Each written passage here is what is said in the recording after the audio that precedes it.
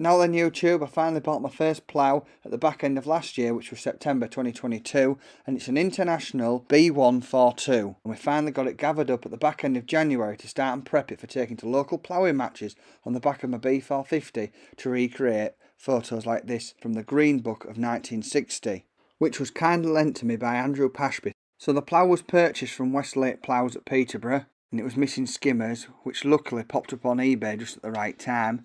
Sadly, the plough was missing 2 brackets, but I managed to gather up a third one from somewhere else and make a 4th one. And the video you're about to see will show you the journey that we took to get it going.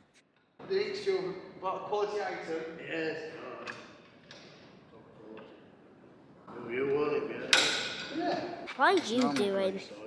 What am I doing? I'm undoing these bolts to put them skimmers back on that we've had to buy. Had to buy these. Heavy. Very heavy. What are you doing? Oiling her up. It's a lubricant. Look at that, like a glove. What have we got on it, Stu? Oh, original paint, look at that. Eh? 60-year-old paint. I wonder how much work it's done. Stu's best pocket knife, that. Let's have a look. Look, she's worn out. Look at that. That's had some use, hasn't it? That's put some banders. A bit like Stu, you've had some use. A lot of use. Many hours.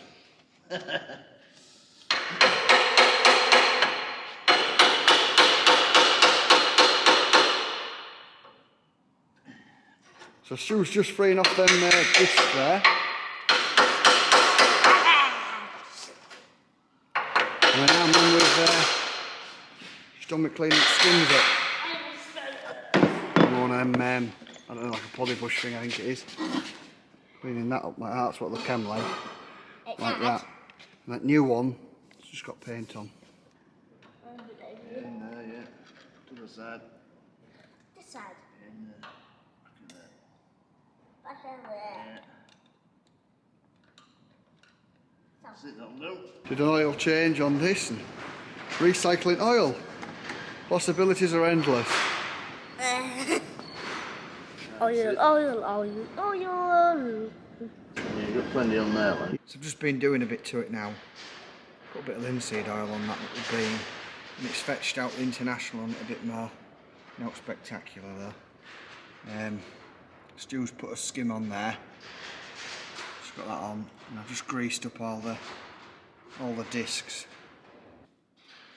The bracket's bust, so like a square.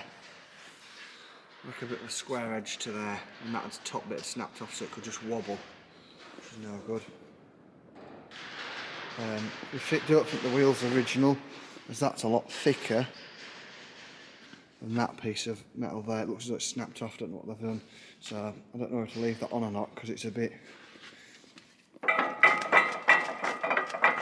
a lot of play in that. So I've just been doing this for the last 3 nights. Started off cutting the shape and delving into it a bit and then letting it cool down. And then I just grooved it out a bit more another night. And then just drilled it out tonight in Andrew's Bridgeport thing. So we'll see if it'll fit on.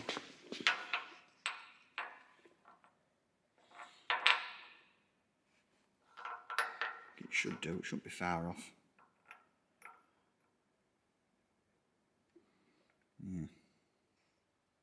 Looks as at that, you can't even see.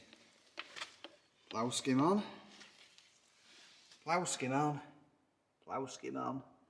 Plough skim on at back. Complete plough now, look.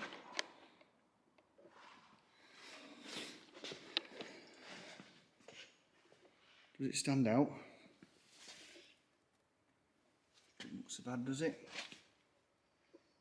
It's got a fair gap on it, but it doesn't move. Ready to be dropped in ground, so I need to get that tractor finished. That's serviced up, get some rubber for it. I think Stu was a bit unsure that it would lift it, but nah, it bossed it. Only thing is that adjusting winder wanted to ram in your back, so I had to lift it up a bit out of the way. I'm just not right here, I'm in a bush.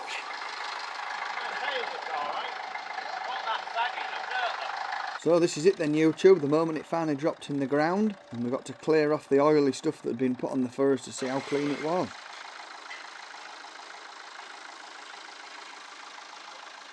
stops it on there? What stops it on there? I think it's inside that building. Oh, it'd be that.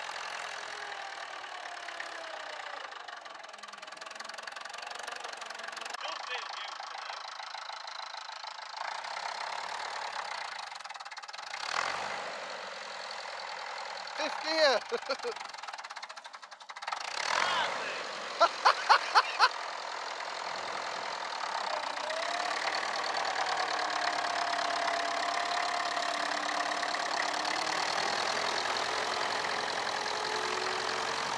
So I'd like to thank all involved, such as Andy Kent, Ian Berryman, Stu Wilson, and even my brother for helping us getting this plough in the ground and at local matches. And if you fancy it, make sure you pop along to one to see this monster in action, resurrected from the 1960s.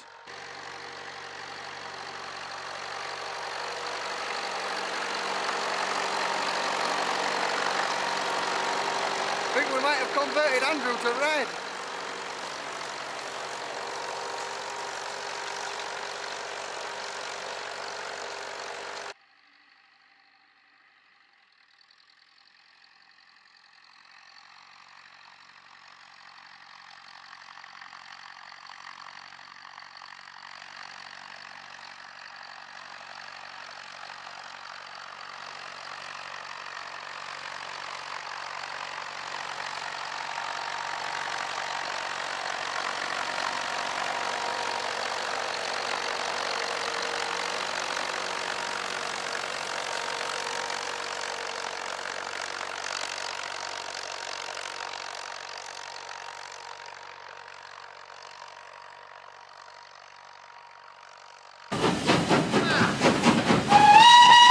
Oh dear, schoolboy error.